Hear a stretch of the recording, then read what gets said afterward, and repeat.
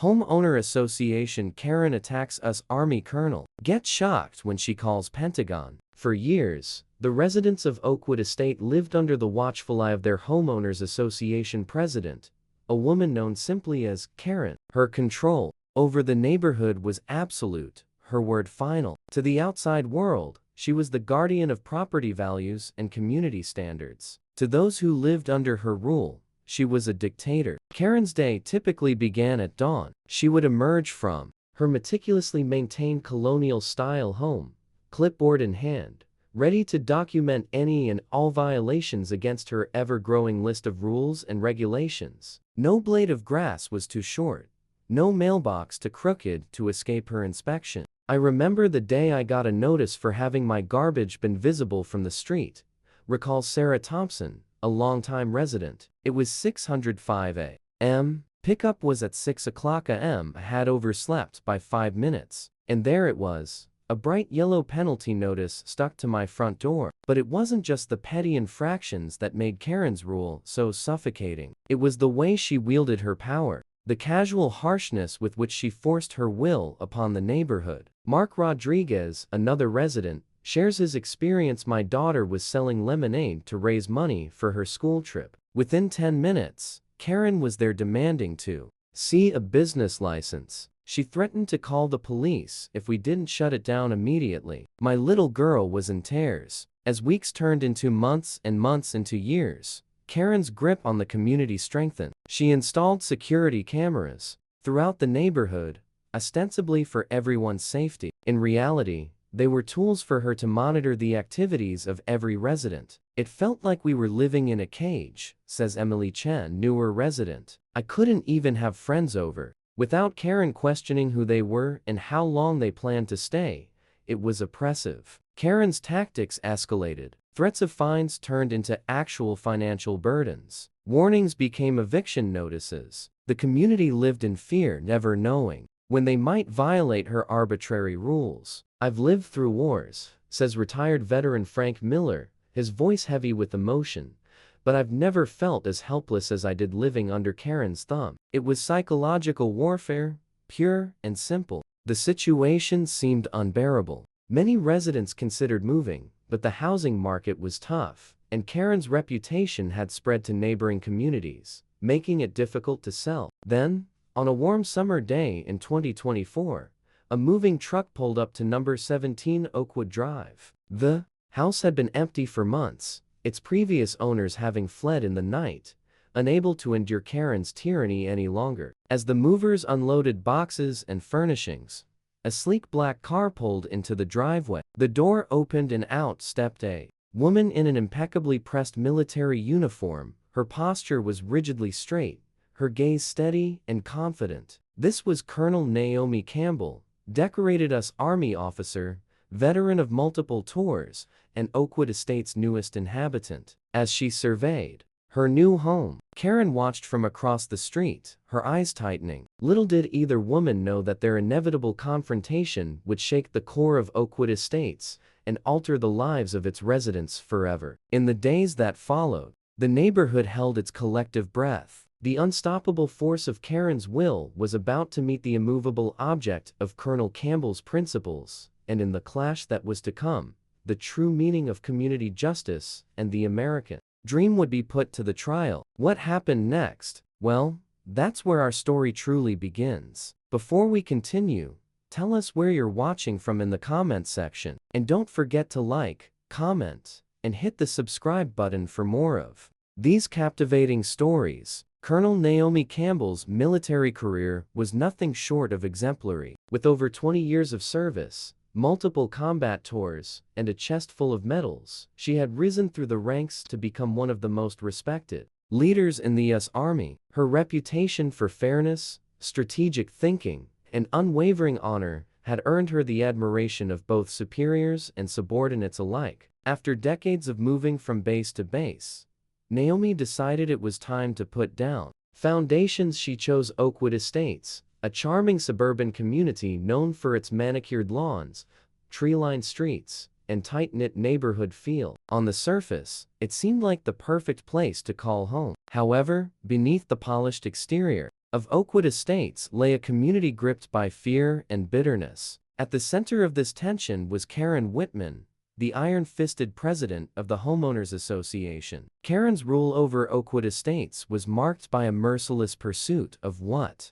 she deemed community standards. Karen's history of harassment and micromanagement was well documented among the residents. She had a habit for issuing fines for the most trivial of infractions. Sarah Thompson, a longtime resident, recalled receiving a violation notice for having her garbage container visible from the street at 6:05 a.m., just 5 minutes after the scheduled pickup time. But Karen's overreach didn't stop at petty fines. She had installed security cameras throughout the neighborhood, ostensibly for safety, but used them to monitor residents' activities. Emily Chan, a newer homeowner, described feeling like she was living in a surveillance prison, unable to have friends over without Karen questioning their presence and duration of stay. Karen's tactics escalated over time. She began issuing threats of eviction to those who dared to challenge her authority. Mark Rodriguez shared a particularly distressing incident where Karen threatened to call the police on his young daughter for running a lemonade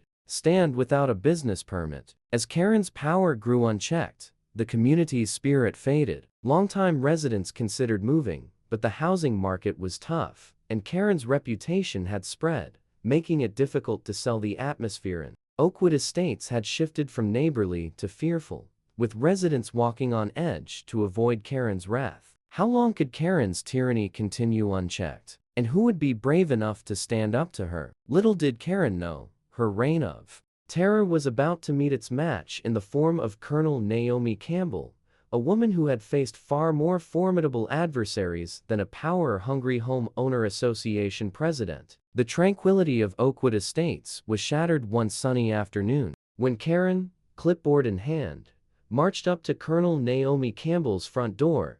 The supposed infraction, a potted plant on the porch that Karen deemed non-conforming to homeowner association standards. As Naomi opened the door, Karen launched into a rant. "You people never learn, do you?" she spat, her face contorted with anger. "I've told you 100 times about unauthorized decorations." Naomi, taken aback by the hostility, remained steady. "I'm sorry, but I don't believe we've met. I'm Colonel Naomi Campbell and I just moved in last week." Karen's eyes narrowed. "I don't care if you're the Queen of England. Rules are rules, and you're breaking them." As Karen's voice escalated, neighbors began to peek out their windows, drawn by the disturbance. Naomi, drawing on years of military training and conflict resolution, attempted to calm the situation. "I understand you're concerned about the neighborhood's appearance," Naomi said calmly. "Perhaps we could discuss this rationally and review the homeowner association guidelines together." Karen, however, was beyond reason. Enraged by Naomi's composure, she lashed out, knocking the potted plant off the porch. It shattered on the sidewalk, scattering soil and ceramic shards. "There, now, it's in compliance," Karen sneered, her voice dripping with mockery. Naomi's eyes widened, but she maintained her cool expression. "Ma'am, I must ask you to leave my property immediately. This behavior is inappropriate." Karen, fueled by her own fury, stepped closer, jabbing a finger at Naomi's chest. "Listen here, you.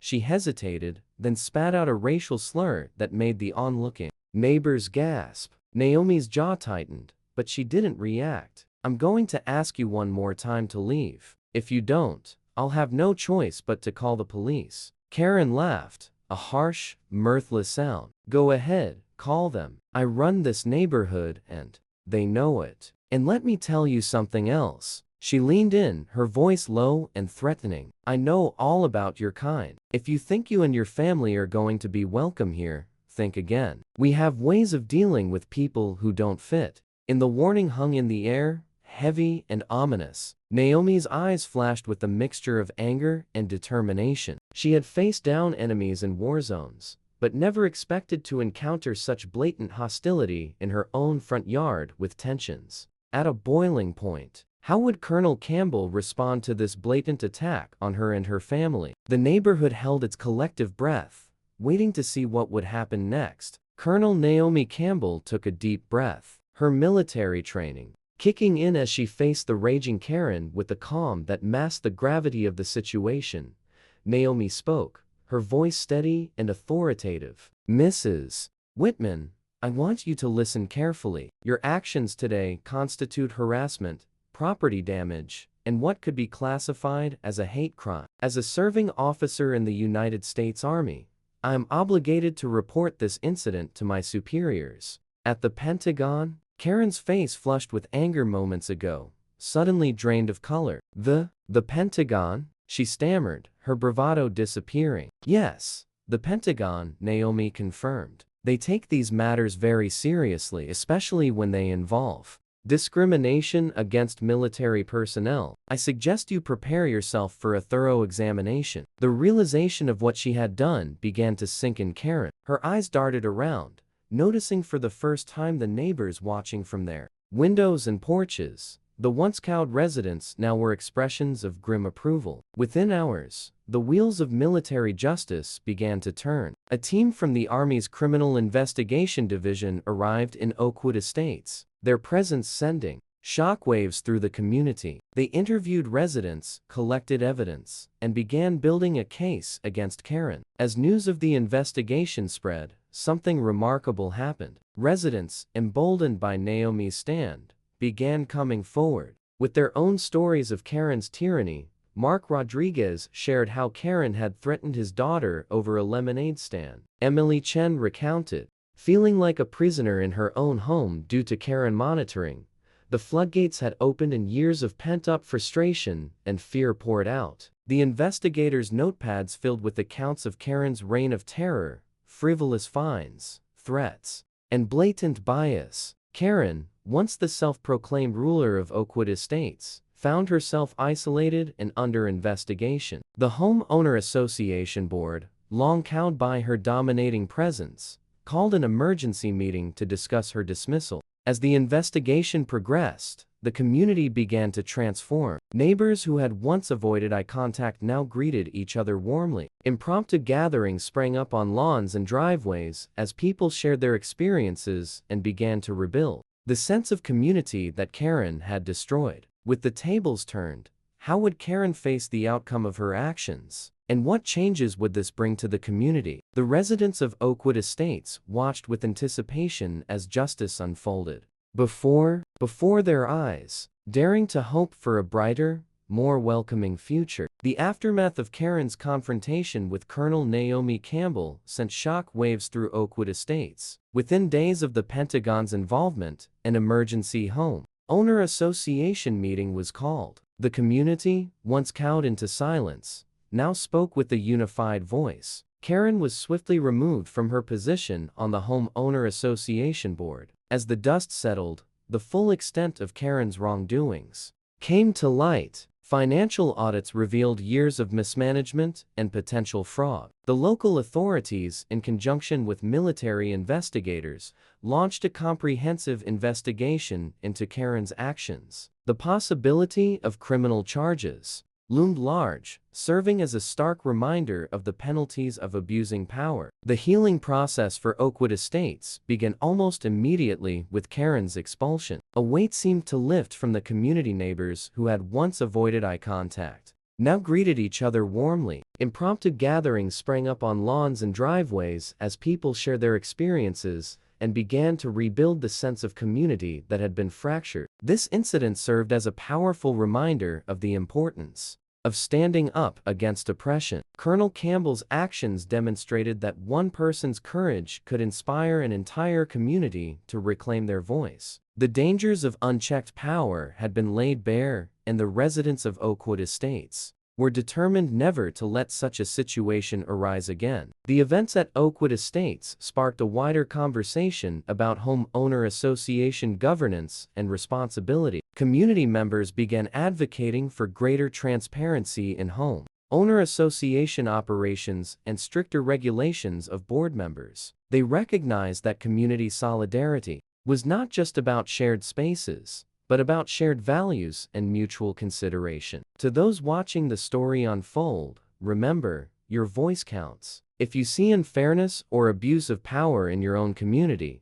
speak up. Engage with your neighbors. Attend homeowner association meetings, and hold your board members responsible. Remember that change often starts with one person willing to take a stand. Colonel Naomi Campbell's courage did more than protect her family. It inspired an entire community to reclaim their neighborhood from domination. Her actions serve as a symbol of hope for all those facing similar struggles in their own communities. In the end, Oakwood Estates emerged stronger, more connected, and with a renewed commitment to fairness and justice. The shadow of Karen's reign had lifted, replaced by the bright promise of a truly harmonious community. And it all began with one woman who refused to be ignored. Please don't forget to like, comment, share, and subscribe for more.